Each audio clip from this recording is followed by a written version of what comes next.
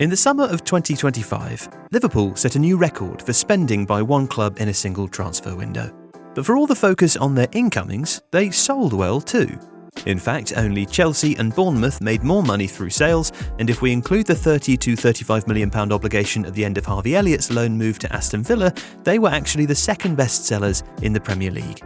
What makes Liverpool's figures more impressive is that Chelsea sold 15 players for a total of £294 million, while Liverpool made only £70 million less by selling just 9. So, just how are Liverpool so good at selling players? Most of the attention from Liverpool's 2025 sales will focus on Luis Diaz, who joined Bayern Munich for €75 million, marking the third biggest sale in the club's history after Luis Suarez and Philippe Coutinho. This was not a deal that Liverpool particularly wanted to do after rejecting offers from Saudi Arabia and Barcelona, but given that only 7 players over the age of 28 had moved for a bigger fee, it was decided to let him go. Now, getting a large fee for Diaz in itself isn't particularly noteworthy. He's an established international who'd played a key role in a Premier League winning side. What's more impressive is the substantial fees that Liverpool have been able to generate for players that those outside the club would be forgiven for not knowing. Maximising the loan system has been key for Liverpool in this regard. This process will often begin with the data department, who will look to find clubs that are the right stylistic fit. When clubs register interest with Liverpool, their previous record with loan players, existing competition in specific areas of the squad, and the environment they can offer are taken into account, and Liverpool officials will even visit clubs in advance to meet senior staff and assess facilities. A collaborative final decision has then been made by loans manager Matt Newbury, sporting director Richard Hughes, assistant sporting director David Woodfine, manager Arne Slot, and first-team individual development coach Aaron Briggs. At this stage, a focus is placed on mitigating as much risk as possible. To do this, penalty clauses will be inserted into loan agreements if promises are not kept regarding the individual plan that has been agreed for a player, although loan clubs aren't penalised for not playing someone who's performing poorly or has shown a bad attitude. Liverpool loanees also receive support from the club's physios and nutritionists to ensure that they cope with the demands of first-team football and what is, for some players, their first experience away from home.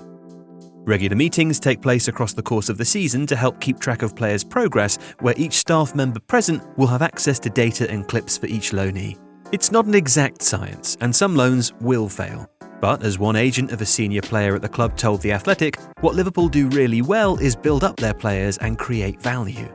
And perhaps the best recent example of this is Ben Gannon-Doak. The Scottish international had interest from a host of clubs in the summer of 2024, but the Liverpool data team identified Middlesbrough as the right fit due to their attacking style.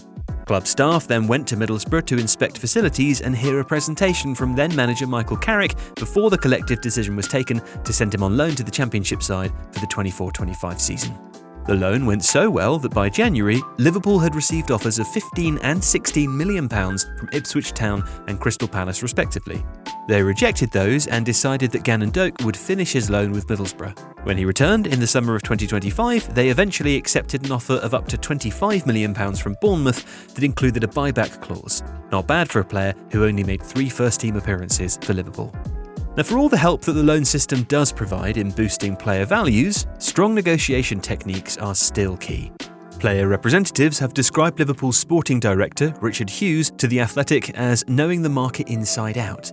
And this knowledge is key. He's built relationships with key figures and has a strong understanding of player value, and will regularly point to the fees that players of similar profiles have generated elsewhere. This was key in convincing Brentford to spend £20 million on Sepp Vandenberg, a fee that the player himself even referred to as quite a lot. It was also a key negotiating tactic in talks over Jarell Quansah's move to Bayer Leverkusen. While Leverkusen initially showed interest, Hughes pointed to the fact that Everton's Jarrad Branthwaite had been subject to a bid of £43 million from Manchester United in the summer of 2024. Eventually, the fee was negotiated down to £30 million, but a buyback clause for a predetermined fee was included in the deal. It's of course far from a one-man show at Liverpool, but strong negotiation combined with smart use of the loan system has allowed Liverpool to consistently secure good fees for players who seemingly have no future at the club. They've spent a lot on incoming players, but their outgoings remain impressive too. If you like this video, please consider subscribing to the channel. The Athletic is home to some of the world's best sports journalists, including David Ornstein, Daniel Taylor, Ollie Kay, Amy Lawrence and James Horncastle. With the latest transfer news and insight on every Premier League football story that matters, theathletic.com puts you inside football.